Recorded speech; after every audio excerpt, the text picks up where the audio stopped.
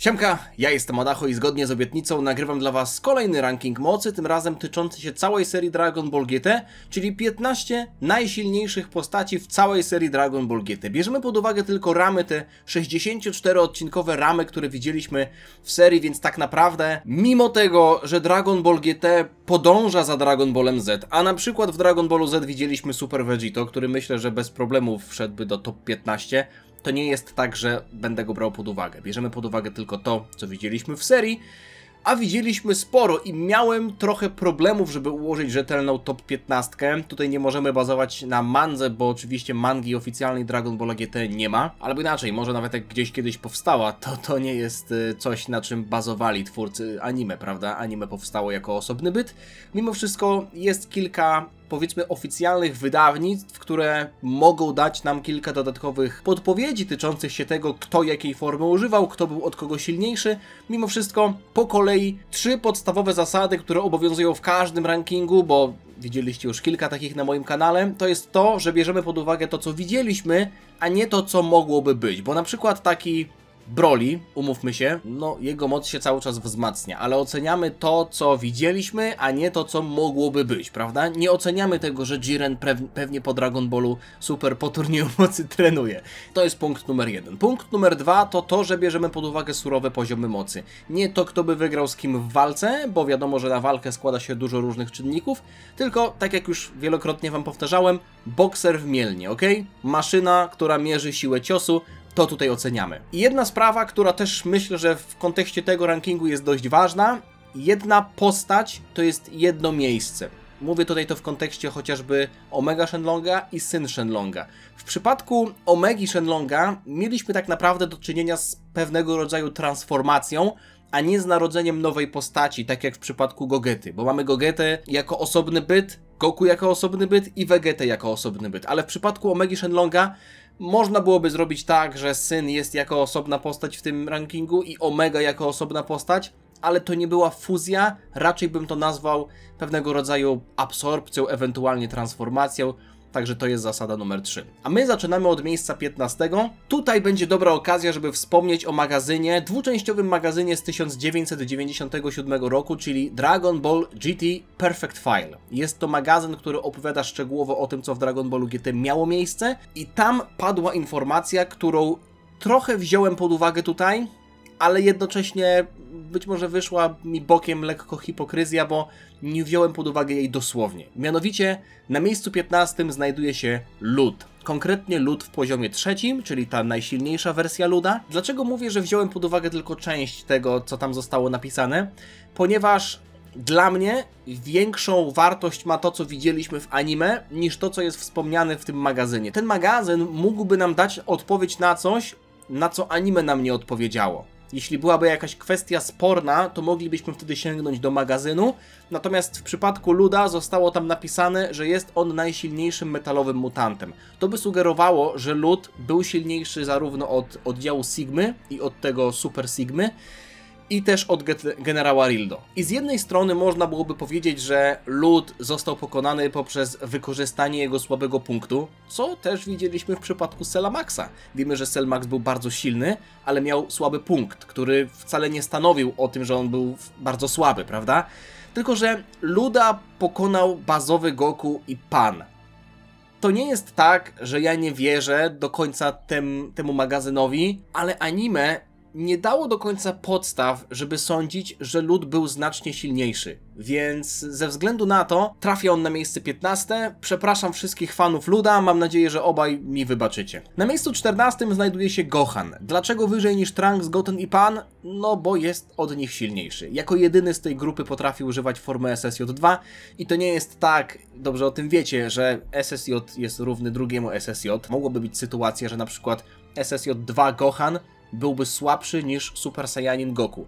Natomiast w przypadku grupy Gohan, Trunks, Goten, Pan, która w ogóle nie miała żadnych transformacji, tutaj wydaje mi się, że to nie jest żadne zaskoczenie, że Gohan z tej grupy jest najsilniejszy, bo zawsze był najsilniejszy, a w przypadku Trunksa i Gotena mieliśmy wiele sytuacji, w których tak naprawdę oni byli pokazywani, zwłaszcza Trunks, jako osoby, które zaniedbywały swój trening i mimo tego, że Gohan też nie trenował, to był w stanie po prostu wykrzesać z siebie większą moc niż koledzy. Założyłem, że Gohan jest silniejszy niż Lud, ale jest też jeszcze jedna kwestia tycząca się Trunksa i tego, czy on ma Super Saiyanina 2.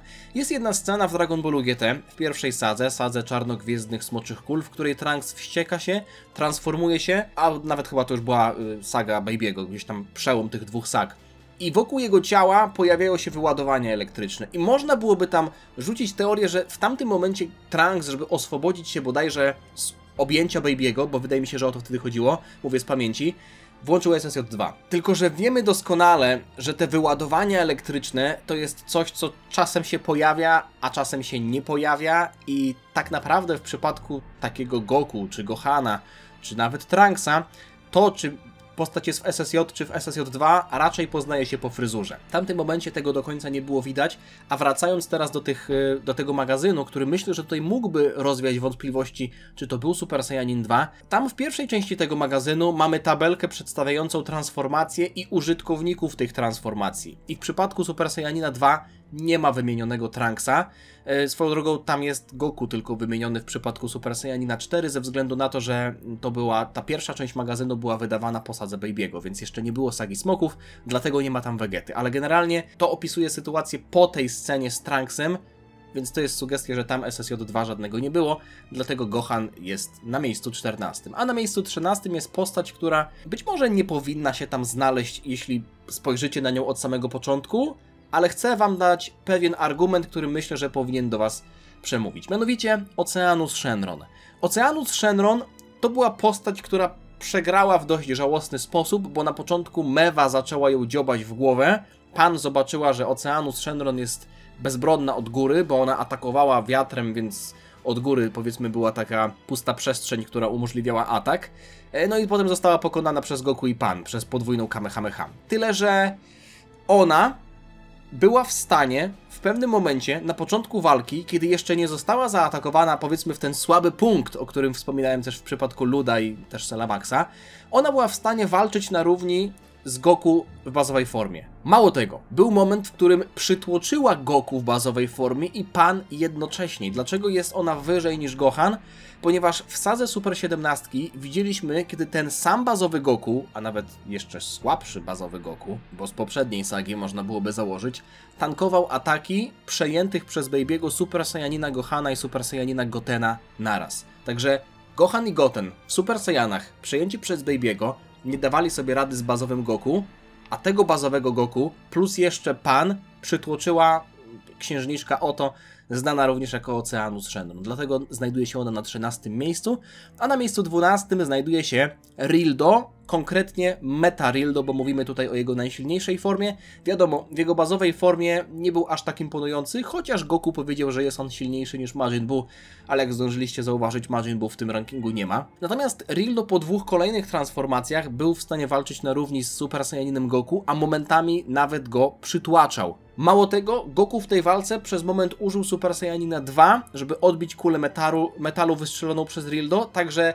to była jedyna postać, która do tej pory była w stanie jakkolwiek zmusić Goku do użycia czegoś więcej niż Super Saiyanin. Mało tego, nawet wygrywać momentami z Goku w Super Saiyanie, dlatego automatycznie trafia ona wyżej niż Oceanus Shenron, który został pokonany przez bazowego Goku i Pan. Na miejscu 11 znajduje się postać, która, ja wiem, że będziecie mówić, że ten ranking jest do dupy i że jest pełen kontrowersji, ale posłuchajcie mnie, bo naprawdę przeanalizowałem to anime od deski do deski, mam świeże wspomnienia, siedziałem dość długo, żeby sklecić tę listę i wyszło mi, że na miejscu 11 w Mielnie, pamiętajcie, w Mielnie w bokserze dużo uderzyłby Naturon Shenron, ale nie oczywiście w swojej normalnej formie, bo w przypadku tej był praktycznie najsłabszym smokiem, być może nawet słabszym niż ten Haze Shenron, ale Naturon Shenron po zaabsorbowaniu Pan był w stanie zranić do krwi Goku SSJ-4 i odbić jego 10-krotną Kamehameha, która wiemy, że była jego najsilniejszym atakiem, chociaż z drugiej strony nie jest to aż tak wysokie miejsce w tym rankingu, bo jeśli mielibyśmy założyć, że Goku SSJ-4 nie był w stanie pokonać Naturona, no to być może Naturon byłby nawet w top 5. Natomiast wiemy, że Goku się w tamtym momencie powstrzymywał. Zarówno przy strzelaniu 10-krotną Kamehameha w formie SSJ-4, jak i też podczas w ogóle walki z Naturonem. Natomiast sam fakt, że Naturon był w stanie jakkolwiek zranić Goku w tej formie, to jest dla mnie dostatecznie duże świadectwo, że on zasługuje na to miejsce. Jest wyżej niż Metarildo, który został pokonany tak naprawdę przez Goku, który nawet nie musiał finalnie używać żadnego SSJ-2, więc generalnie to jest mój argument. Był on w stanie odbić najsilniejszy atak w Goku w jego najsilniejszej formie i był on w stanie zranić go. Oczywiście nie był zbliżony do mocy SSJ-4 Goku, bo wiemy, że ten się powstrzymywał, żeby nie narażać Pan, natomiast to mówi samo za siebie. Przechodzimy do top 10, a na miejscu 10 znajduje się mój ulubieniec, który uważam, że mógłby zostać potraktowany lepiej w tej całej serii, chociaż uważam, że jak na to, że jest tylko i wyłącznie ziemianinem, to dostał i tak dość sporo. Mianowicie Up, a konkretnie Majub, czyli fuzja Uba i Majin Buu. Kilka rzeczy, które warto tutaj wymienić, to to, że podczas sagi Super 17 Up bez problemu błyskawicznie pokonał Rildo, więc naturalnie jest wyżej od niego. I to, co myślę, że stanowi najlepsze świadectwo o sile Uba, to ten moment, w którym tak naprawdę pierwszy raz go widzieliśmy jako Majuba. Czyli walczył z Super Baby Vegetą 2 praktycznie na równi. Wiadomo, przegrał tę walkę, bo dał się wchłonąć, chociaż potem wyszło na to, że to była taktyka podobna do Super Vegito w sadze Majin Buu, czyli dał się tak naprawdę celowo wchłonąć, żeby być w ciele Baby'ego, a potem go rozsadzić od środka. Co finalnie przyniosło pozytywny skutek, więc w jakimś sensie moglibyśmy Ubowi wierzyć, że on specjalnie przegrał tę walkę. To nie zmienia faktu, że był on na poziomie porównywalnym do Super Baby'ego 2, jeszcze w tej swojej ludzkiej formie. Przypominam, że to była ta sama wersja Baby'ego, która bez problemu pokonała Goku w SSJ-3. Więc biorąc pod uwagę, że Majub walczył na równi z Babym, który pokonał Goku SSJ-3, to jest dla mnie więcej niż to, co zaprezentował Naturon. Okej, on walczył z Goku w SSJ-4, czyli w wyższej formie, ale przegrał tę walkę i Goku się wstrzymywał. Wydaje mi się, że Majub Naturona pokonałby. Także miejsce 10. A na miejscu 9... Ojej, dobra. Trzymajcie się krzesełek, ale zanim będziecie klikać na klawiaturze, to pozwólcie mi dokończyć. Na miejscu 9 znajduje się Rage Shenron, ale w wersji Super. Jeśli pamiętacie odcinek z tym smokiem, to zwróćcie uwagę na to, jak dobrze on sobie radził. Wiadomo, głupio przegrał, został pokonany przez Deszcz. Deszcz ma niski poziom mocy, ale to nie chodzi o poziom mocy. Tu chodzi o to, że elektryczność, jakby on upił się swoją własną mocą, więc generalnie to nie było tak, że on był słaby, więc został pokonany przez Deszcz, tylko odsłonił się na działanie matki natury i został pokonany przez swoją własną głupotę. Ale jeśli chodzi o surowy poziom mocy, ten gość był w stanie pozbawić przytomności Goku, oczywiście bazowego Goku, za pomocą 100% swojej mocy elektrycznej, wytrzymał bez problemu i odbił 10-krotną Kamehameha Goku w SSJ-4 i to wszystko bez otrzymywania jakichkolwiek obrażeń. I to nie było tak, że Goku się w tamtym momencie wstrzymywał z tą Kamehameha. W przypadku Naturona wiemy, że Goku się wstrzymywał, żeby nie uszkodzić Pan. W przypadku Rage'a Goku bił się na serio. I potem wrócił do bazowej formy, bo stracił moc po ataku Rage'a. A to było jeszcze zanim Rage zaczął absorbować energię elektryczną całej okolicy i zaczął się zwiększać i wzmacniać. Więc z jednej strony można byłoby powiedzieć, jak ktoś byłby antyfanem Rage'a, że dobra, on był w stanie odbić na przykład tę 10-krotną Kamehameha, bo jego ciało miało takie możliwości, takie właściwości i on miał po prostu dobrą defensywę, a niekoniecznie wysoki poziom mocy. Ja mógłbym to tak czytać, ale daję tutaj pewien kredyt zaufania Rage'owi, bo to, że on się wzmacniał i to, że bez żadnego szwanku wyszedł z tej walki i był w stanie pozbawić przytomności Pan i Goku, to jest dla mnie świadectwo jego mocy. Także miejsce 9. Smok, którego nie za bardzo lubię, bo umarł też w głupi sposób, ale no muszę tutaj oddać Rage'owi to, co Rage'owe. Na miejscu 8 Ice Shenron. Był w stanie on zranić Super Saiyanina 4 Goku, co prawda ten nie był w stanie się bronić, bo był oślepiony i tak dalej, ale zakładając, że był on bliźniakiem Nuowy, można byłoby wnioskować, że ich moc była podobna do siebie. Na pewno nie taka sama, ale Ice Shenron myślę, że mógł być na 3. miejscu, jeśli chodzi o moc smoków. Wydaje mi się, że tutaj moglibyśmy trochę zburzyć 4. ścianę i założyć, że smoki Nuowa i Ice, które pojawiły się mniej więcej obok siebie, zwłaszcza tuż przed finałowym Syn Shenronem, no one mogą być faktycznie na 2. i 3. miejscu. Wiadomo, że Nuowa jest silniejszy, bo widzieliśmy, że radził sobie lepiej. Zresztą też jest jedna scena, która bardzo mocno świadczy o mocy Nuowy. Ale Ice, który był w stanie zranić SSJ-4 Goku, sprawić mu jakiekolwiek kłopoty, dla mnie to już jest więcej niż po prostu odbicie ataku, bo tutaj mówimy o Goku, który nie był w stanie patrzeć, ale umówmy się, że Goku bez nawet wzroku jest w stanie sobie poradzić z przeciwnikiem. Natomiast nadal trzeba pamiętać o tym, że Ice był w stanie go zranić, był w stanie przypiąć go do muru, ale to nadal był Goku, który został wzięty z zaskoczenia, więc Ice na miejscu 8. No i na miejscu 7 jest postać, która zastanawiałem się, gdzie w końcu trafi, bo trudno jest mimo wszystko porównywać postacie między dwoma sagami. Oczywiście wiadomo, Dragon Ball rządzi się takimi prawami zazwyczaj, że każda kolejna saga to jest silniejszy przeciwnik. Ale w Dragon Ballu GT nie do końca tak jest. Mimo wszystko Super Baby w formie Golden Ozaru to jest miejsce 7. W zasadzie ten Super Baby Vegeta 2 w formie Golden Ozaru. Generalnie ten najlepszy Baby, jakiego kiedykolwiek mieliśmy. Wyglądało to tak, jakby walczył on na początku na równi z Super Saiyaninem 4, ale najstarszy Kaioshin powiedział, że Super Saiyanin 4 Goku nie używa nawet ułamka swojej mocy. To było mimo wszystko na początku i zyskał przewagę nad Super Saiyaninem 4 Goku. Też głównie ze względu na to, że Goku był wyczerpany w tej walce, chociażby przez strzelanie tym 10-krotnym Kamehameha, a Bulma, oczywiście przejęta przez Baby'ego, falami Artura Boruca Baby'ego uleczyła, więc Baby zyskał przewagę ze względu na to, że był on po prostu uleczony, więc mimo tego, że czasem to wyglądało tak, jakby Goku i Baby byli na równym poziomie, okoliczności walki sprawiły, że Baby zyskał w tej walce przewagę, natomiast jest jeszcze jedna rzecz tycząca się Goku, która nie została przeze mnie wspomniana, ale zostanie wspomniana później. Generalnie teraz znajdujemy się w takim miejscu rankingu, w którym moglibyśmy, nie wiem czy moglibyśmy zamienić miejscami poszczególne postacie, bo jestem dość pewny tego, jak ułożyłem te postacie, ale wydaje mi się, że różnice w mocach mogą być naprawdę bardzo małe. Dlatego tak jak na miejscu 7 znajduje się Super Baby 2 w Złotej Małpie, tak na miejscu 6 znajduje się Vegeta.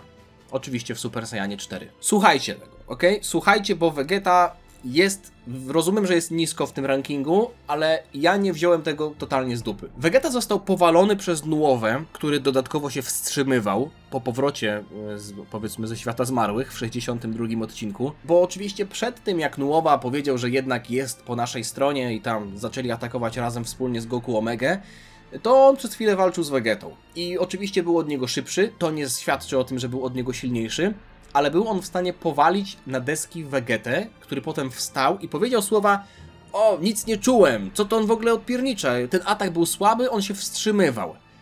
To z jednej strony Vegeta nie poczuł nic, a z drugiej strony został odrzucony. Dla mnie te słowa oznaczają, że wstrzymujący się Nuowa był w stanie powalić na ziemię Vegetę, to co dopiero zrobiłby Nuowa, gdyby się nie wstrzymywał. Vegeta prawdopodobnie nie wiedział o tym, że Nuowa leci w chuja.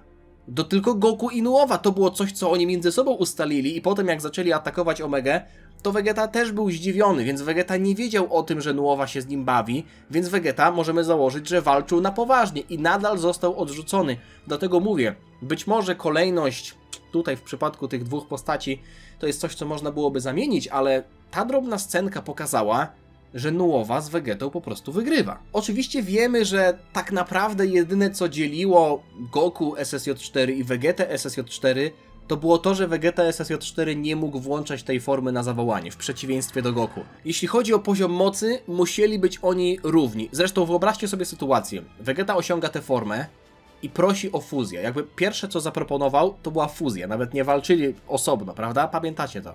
Więc wyobraźcie sobie sytuację, że Vegeta i Goku nie mają równej mocy. Możemy założyć, że na przykład Vegeta jest słabszy niż Goku. Wiemy, że do fuzji za pomocą tańca dwie składowe muszą mieć podczas wykonywania tego tańca równy poziom mocy. Więc oni na początku już musieli mieć równy poziom mocy, że Vegeta zaproponował fuzję, bo wyobraźcie sobie sytuację, że Goku SSJ4 jest wyższy niż Vegeta SSJ4, jest silniejszy, sorry. Czy w takiej sytuacji Vegeta zaproponowałby fuzję i powiedziałby: Kakarocie, scalmy się! Ale proszę, osłab się trochę, musisz zniszczyć poziom mocy do mojego poziomu, bo jesteś ode mnie silniejszy i dopiero wtedy będziemy mogli się scalić. Ja wiem, że Vegeta w GT robił różne rzeczy, ale nie sądzę, żeby aż tak się poniżył. Na miejscu 5 wspomniany już przeze mnie Nuowa Shenron, nieco słabszy od Goku SSJ4, to było potwierdzone, ale szybszy, więc jeśli mielibyśmy stawiać Goku SSJ4 i Vegetę SSJ4 na równi, to Nuowa też powinien być niżej. Tylko mówię, słowa dla mnie ważą mniej niż to, co widzieliśmy.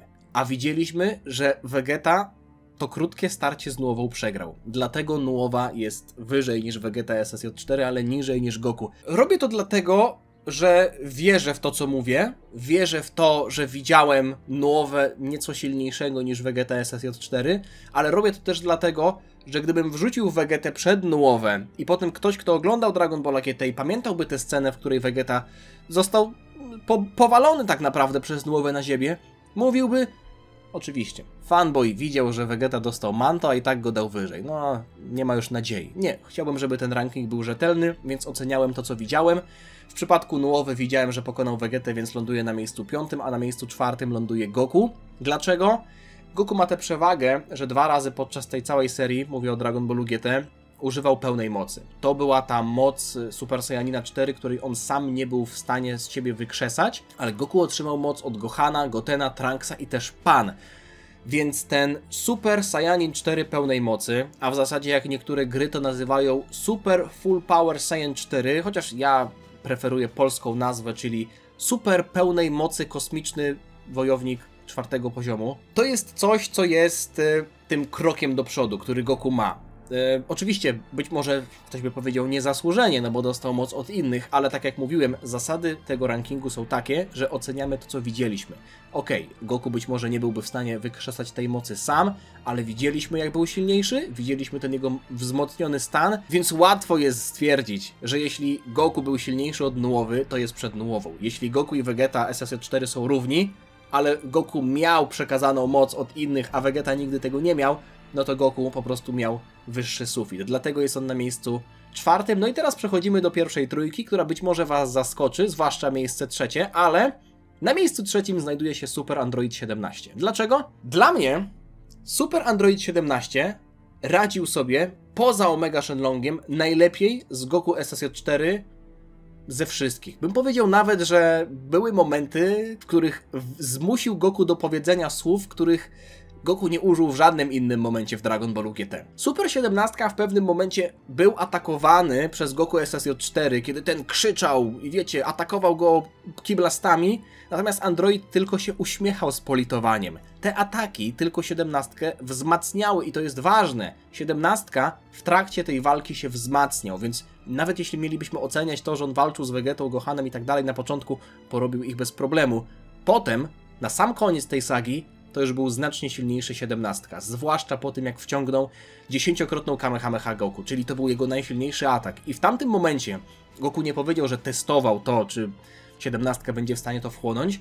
Goku powiedział, że to był jego najsilniejszy atak i on chciał po prostu to zakończyć. I w tym momencie grunt mu się pod nogami kruszy. Goku użył słów: nieciekawie to wygląda, ledwo powstrzymuje ciało od drżenia, a potem leżał pokonany i powiedział, że to jest jego koniec i miło byłoby pójść w zaświaty. Goku w SSJ4 pogodził się z porażką. I tutaj mamy sytuację, w której Super 17 też przegrał poprzez słaby punkt, bo on podczas absorpcji odsłaniał się totalnie, więc jego poziom mocy był kosmicznie wysoki, ale obniżona defensywa do zera. To było coś, co sprawiło, że przegrał tę walkę. To nie było tak, że Goku w bazowej formie z tą smoczą pięścią nagle go przewyższył. Nie, wykorzystał jego słaby punkt. Więc Super 17 na miejscu 3 bardzo silnie czuje się odnośnie tego rankingu. No i na miejscu 2, rzecz jasna, Omega Shenlong. Omega powiedział, że po transformacji z syna w Omegę wzmocnił się 10-krotnie, a może nawet więcej, więc bez problemu radził sobie i z Goku, i z Vegetą w SSJ4. Myślę, że to nie jest żaden problem. Syn oczywiście byłby niżej, ale tak jak powiedziałem, Omegę syna traktuje jako jedną postać, więc na miejscu 2 Omega. No i na miejscu 1 jego imię zaczyna się na G, jest połączeniem 2 postaci, dobrze wiecie, o kim mówię. Jiru zaabsorbowano Pan! Zobaczcie, ten żart był tak dobry, że nawet Gogeta się uśmiał. No oczywiście Gogeta, żartuję. Jednym palcem dominował Omegę, bezdyskusyjnie najsilniejsza postać w całym Dragon Ballu GT. Myślę, że jeśli chodzi o te 2 pierwsze miejsca, nie chodzi mi o Jiru zaabsorbowano Pan. Nie było czegoś takiego. Nikt z Was nie powinien mieć żadnego innego zdania, bo tak naprawdę jest to obiektywna prawda. Także, mam nadzieję, że Wam się podobało. Rankingi mocy to jest coś, co naprawdę bardzo lubię nagrywać. Myślę, że byłoby dobrze nagrać ranking mocy z każdej serii. Został już tylko klasyczny Dragon Ball i Dragon Ball Daima. Za Super Heroes chyba się nie będę zabierał. Także jeśli chcielibyście zobaczyć takie filmy, a myślę, że i tak zobaczycie, także jeśli chcielibyście zobaczyć szybciej te filmy, to możecie zostawić lajka, zostawcie suba, żeby niczego nie przegapić, zostawcie komentarz, być może macie propozycje kolejnych rankingów, mocy, rzecz jasna. No, troszeczkę ostatnio odszedłem od tradycyjnych rankingów i zająłem się tymi rankingami mocy, ale myślę, że będziemy sobie to raz na jakiś czas przeplatać, bo to jest fajny format, dobrze się w nim czuję, myślę, że też Wam się podoba, także tyle. Dzięki jeszcze raz, dzięki za całą aktywność, widzimy się niebawem, trzymajcie się, na razie, cześć, dziana.